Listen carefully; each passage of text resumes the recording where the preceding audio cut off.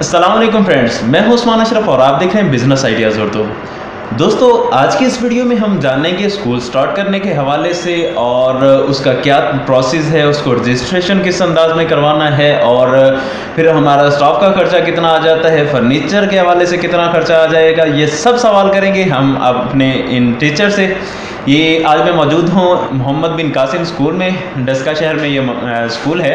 तो ये सर कासिम है मेरे पास मौजूद। अस्सलाम वालेकुम सर। वालेकुम अस्सलाम। कैसे हैं आप? ठीक हैं जी, ठीक ठाक, शुक्र अल्लाह का। अच्छा सर, मैं ना एक चैनल है हमारा बिजनेस आइडियाज़ उर्दू के नाम से, तो उस पर मुख्तलिफ आइडियाज़ लेके आता रहता हूँ। तो आज सोचा कि आपके साथ मुलाकात करके ये सारे सवाल क्लियर किए जाएं स्कूल के हवाले से। तो देखें, इसमें दोस्तों बाज़ दोस्तों का ये होता है कि जनाब हम स्कूल चलाएंगे, तालीम देंगे, वो भी कारोबार के तौर पर, हम प्रॉफिट लेने के लिए जो है तालीम दे रहे हैं। तो यहाँ पे मैं एक बात बताता चलूँ कि एक वक्त था कि जब सिर्फ सरकारी स्कूल थे, गवर्नमेंट स्कूल थे, लेकिन हमें अच्छी तालीम नहीं मिल रही थी। अच्छी तालीम कहाँ से मिली? जब कुछ कारोबारी लोगों ने इसमें इंटरफेयर किया, इसमें हिस्सा लिया, तो उन्होंने एक मयारी तालीम हमें प्रोवाइड करना शुरू की। तो इससे मैं नहीं समझता कि इससे हमें कोई हेजिटेशन फील करनी चाहिए कि जनाब हम तालीम दे के जनाब हम पैसा कमा रहे हैं। तो पैसा जो है वो भी एक इंसान की ज़रूरत है, वो ज़िम्नन कमाया जाता है। हाँ, अगर हम अच्छी नीयत कर लेते हैं तो नीयत का सवाब हमें इसमें मिल सकता है, क्योंकि फरमाया गया है इन्नमल आमालु बिन्नियात, कि अमलों का दारोमदार नीयतों पर है। अच्छा सर जी, मैं यहाँ पे आपसे पूछना चाहूँगा कि स्कूल जब हमने स्टार्ट करना है तो उसका प्रोसेस क्या होता है? प्राइमरी स्कूल अगर हम स्टार्ट करते हैं या मिडिल करते हैं या मैट्रिक, इन तीनों का आप अलग अलग हमें तरीका बता दें। औज़ु बिल्लाहि मिनश शैतानिर रजीम, बिस्मिल्लाहिर रहमानिर रहीम। सबसे पहले तो इसके लिए ये होना चाहिए कि जो इंसान स्कूल शुरू करना चाहता है जी, या वो इस ये सिस्टम को शुरू करना चाहता है, उसके लिए उसको सबसे पहले चाहिए कि वो ऐसा मुनासिब एरिया देखे जहाँ पर उसकी किसी हद तक ग्रिप हो, स्टूडेंट्स के हवाले से या दोस्तों के हवाले से, या उसके चाहने वाले वहाँ पर कुछ लोग मौजूद हों जो कि उसको प्रमोट करें, उसको सपोर्ट करें। उसके बाद नई जगह पर नहीं फिर यानी शुरू करना चाहिए, आपका मतलब उसी इलाके में करें कि जहाँ पे वो रह रहा है, उससे उसका आप जो चीज़ें बता रहे हैं वो तो उसी इलाके में पाई जाएंगी ना जहाँ पर वो रहता है। सबसे पहले तो वहाँ पर ही अगर हो, वहाँ पर अगर उसको सपोर्ट की जाती है, प्रमोट किया जाता है।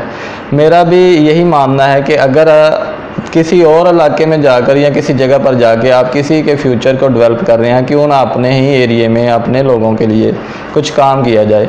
और इसको मैं ये भी नहीं कहता कि दूसरे एरिए को नहीं डेवलप करना चाहिए, उसके लिए ये भी है कि आहिस्ता आहिस्ता उसको दूसरे अव्वल खेश बाद दरवेश, पहले तो अपने आएंगे ना।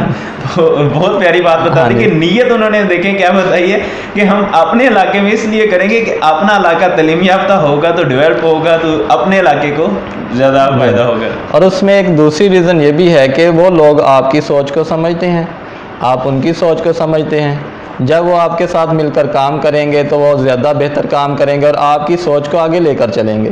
और जैसे ही आपकी सोच को आगे लेकर चलेंगे तो वो इंशाल्लाह उसी तरीके से डेवलप करेंगे दूसरे एरियाज़ को, जैसा कि आप यहाँ पर करना चाहते हैं या दूसरे लोगों को करना चाहते हैं। जब ऐसा होगा तो फिर आप अकेले नहीं होंगे, बल्कि वो सैकड़ों लोग भी आपके साथ मिलकर चलेंगे और वो ऐसा काम करेंगे जो कि आप सोच रहे हैं। और इंशाल्लाह मुझे उम्मीद है कि अगर आप भी ऐसा एक सिस्टम बनाते हैं और इसमें चलते हैं तो उम्मीद है कि वो अल्लाह की तरफ से ही आपके साथ वो ऐसा मामला होगा कि अगर आपकी नीयत अच्छी है तो वो लोग वैसे ही चलेंगे जैसा कि आपका देखना है, और वो लोगों को वैसे ही डेवलप करेंगे जैसा कि आप करना चाहते हैं। तो आप अगर एक एरिया को डेवलप करते हैं, उन्हीं लोगों को जो आपकी सोच को, आपकी समझ को जानते हैं, तो मैं उम्मीद करता हूं कि जैसे ही वो आपसे तालीम हासिल करके निकलेंगे तो ऐसे कई लोगों को वो डेवलप करेंगे जैसा कि वो खुद थे, और उसी नज़रिए से करेंगे जैसा कि आप इनको करना चाहते हैं। सही हो गया। अच्छा सर, अब हम अपना प्रोसेस शुरू करते हैं, उसमें स्टेप बाय स्टेप लेके चलेंगे। सबसे पहले जब हमारा प्राइमरी स्कूल स्टार्ट करते हैं तो उसमें हमें क्या क्या चीज़ें रिक्वायर्ड होती हैं, क्या उसमें रजिस्ट्रेशन वगैरह करवानी पड़ती है, वो थोड़ी मुझे तफसील बता दीजिएगा। प्राइमरी स्कूल के शुरू करने के लिए ज़रूरी है कि वहाँ पर सबसे पहले तो आपके पास जो रूम है वो कितनी स्ट्रेंथ में चाहिए, आजकल जो प्राइवेट स्कूल्स हैं वो प्ले नर्सरी प्रेप की क्लासेस भी शुरू करते हैं। उसके लिए उनको क्लासेस के लिए 8 रूम चाहिए, साथ ही एक ऑफिस रूम चाहिए, स्टाफ रूम भी चाहिए। इस हिसाब से उनको गालबन 7 से 8 रूम ज़रूरी हैं इनके लिए। इसके बाद सबसे पहले इसकी रजिस्ट्रेशन के लिए एक चलान फार्म मिलता है ईडीओ ऑफिस से। जैसे ही ईडीओ ऑफिस से वो चलान फार्म, ऑफिस इसका क्या मतलब होता है? ये चलान फार्म आपको, ये एजुकेशन डिस्ट्रिक्ट ऑफिसर उनका दफ्तर है, और इसके अलावा ये चलान फार्म किसी बुक शॉप से भी मिल सकता है। और उसको आप अगर ईडीओ ऑफिस से नहीं ख़रीदते तो वहाँ से ख़रीद कर आप उसको डायरेक्टली जो है ईडीओ ऑफिस में जमा करवा। शहर में होता है या डिस्ट्रिक्ट का? अच्छा, डिस्ट्रिक्ट का, हाँ जी, ज़िला के, हाँ जी। है। उसके बाद ये जो अगर आप इसको डिस्ट्रिक्ट ऑफिस वहाँ पर ऑफिस में जमा नहीं करवाते तो आप इस चलान फार्म को 7500 रुपया फ़ीस जमा करवा कर इस चलान फार्म को किसी भी नेशनल बैंक की ब्रांच में जमा करवा सकते हैं। सही हो गया। तो उसके बाद कौन सा सर्टिफिकेट वगैरह रिक्वायर्ड होते हैं? उसके बाद महकमा बिल्डिंग की तरफ से अथॉरिटी एक लेटर मिलता, और उसमें ये होता है कि उस सर्टिफिकेट के अंदर जो है वो बिल्डिंग देखने के लिए आते हैं। आपने वो फॉर्म जमा करवाया होता है, उस फॉर्म के मुताबिक वो देखने आते हैं बिल्डिंग को, और बिल्डिंग को देखने के बाद वो एक सर्टिफिकेट इशू करते हैं कि ये स्कूल की बिल्डिंग है वो ठीक है, लिहाजा यहाँ पर बच्चे पढ़ सकते हैं, ये मुनासिब है उनके लिए।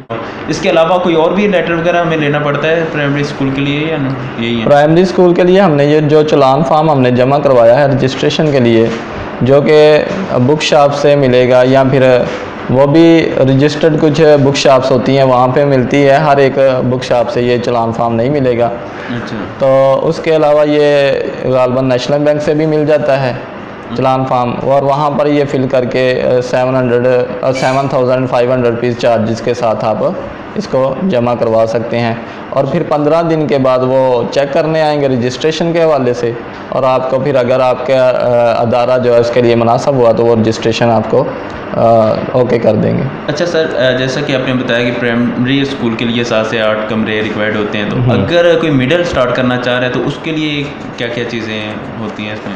मिडिल के लिए भी ये सारी चीज़ें यही हैं, जस्ट उसमें थोड़ा सा चेंजिंग ये होगी कि जैसे कि प्राइमरी के लिए 5 क्लास तक था स्कूल का सिस्टम, और साथ ही अब आपने 8 क्लास के लिए चलाना है तो उसके लिए 3 रूम्स जो हैं वो भी इजाफी होंगे, और रूम्स के साथ फिर सिक्योरिटी का भी इशू है, सिक्योरिटी को भी बढ़ाना होगा, सिक्योरिटी गार्ड रखना होगा, ठीक है। और टीचर्स की तादाद कितनी होनी चाहिए इसके लिए? टीचर्स की तादाद गालबन, क्योंकि प्ले नर्सरी प्रेप छोटी क्लासेस होती हैं, और जो प्ले की क्लास है उसके लिए एक टीचर जो है वो उसको स्टडी करवाए, और दूसरा टीचर जो है उनकी जो स्ट्रक्चर वगैरह पर ध्यान रखे, ताकि दूसरा बच्चा दूसरे बच्चे को डिस्टर्ब ना करे। बच्चे छोटे होते हैं तो उनको पढ़ाना भी और उनका ध्यान रखना दोनों चीज़ें ज़रूरी हैं। इसी तरह नर्सरी क्लास के लिए भी ये दोनों चीज़ें ज़रूरी हैं, और प्रेप के लिए भी। उसके बाद 1 क्लास से बच्चे सीनियर हो जाते हैं थोड़े से, और उनको एक टीचर से ही पढ़ाया जा सकता है। यानी इट मीन्स के 1 से पहले जो है हमें ज़्यादा टीचर्स की ज़रूरत 1 से पहले आई थिंक कि आपको 2-2 टीचर जो है ना क्लास में प्रोवाइड करने चाहिए, प्ले नर्सरी और प्रेप तीनों क्लासों के लिए। सही हो गया जी। चलिए, उसके बाद अगर कोई मैट्रिक तक स्कूल चलाना चाह रहा है तो उसके लिए कुछ रिक्वायरमेंट्स बढ़ती हैं या? उसके लिए जैसे कि मिडिल क्लास में भी थोड़ा सा, उस मिडिल क्लास के लिए भी होता है, उसमें भी हमें थोड़ा सा जो लाइब्रेरी का रखना होता है, लाइब्रेरी छोटे बच्चों के लिए जो कि 8 क्लास के लिए बच्चे हैं उनके लिए।